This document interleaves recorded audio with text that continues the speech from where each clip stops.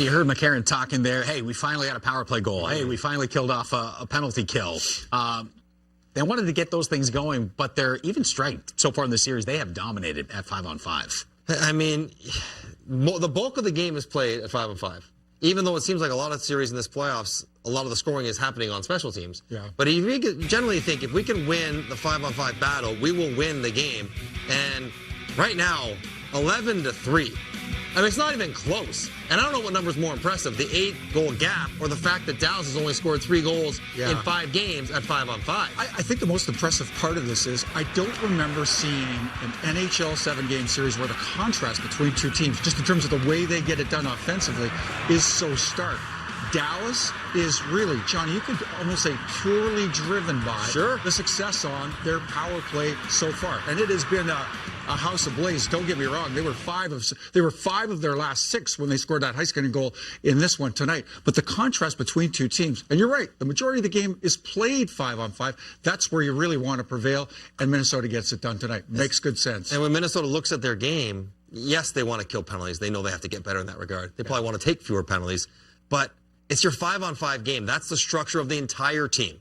That is the game planning of the entire team, and they would feel that they are getting it done. Now, the run of play is probably not as lopsided as the goal differential, but the goal differential is telling. And for Dallas right now, they're thinking, we can't score 5-on-5, and that's a frustrating place to play. And Minnesota goes in to Dallas on the road and plays a nice road game, get out early, control the play, get good goaltending, get the win. We talked about the boost to the Minnesota lineup. Matt Zuccarello getting the go in this one after missing the last 3 games. He was really good in game 1.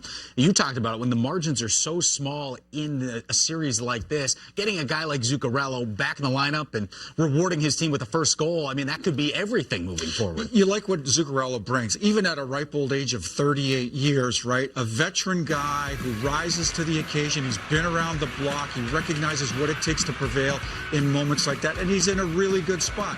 Opportunity off a rebound, a little deft pass out to the side heel, but he's 3 points in his first outing in this series. Of course, you're looking to get a guy like that back, and he's impactful early in this match. And Johnny, to your point, he's impactful 5-on-5.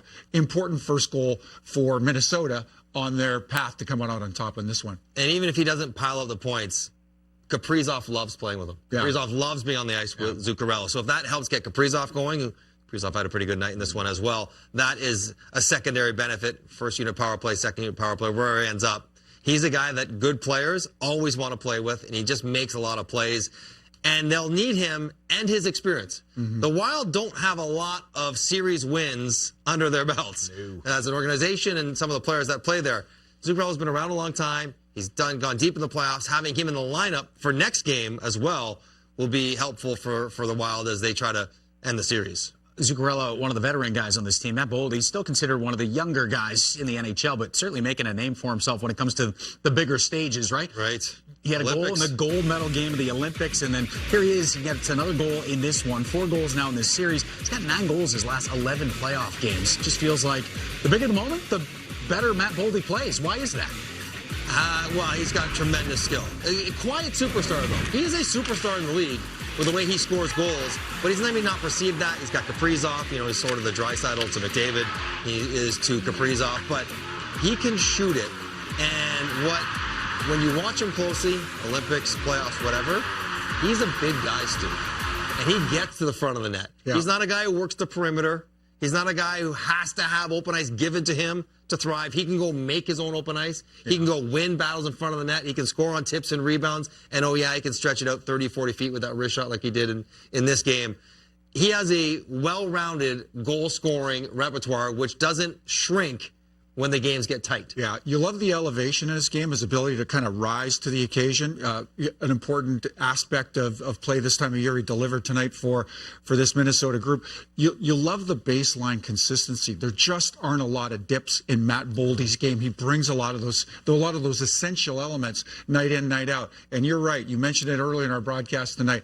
The release can be really deceiving. He's comfortable getting that shot off in a variety of ways. Fools a lot of goaltenders. Fooled the goaltender tonight.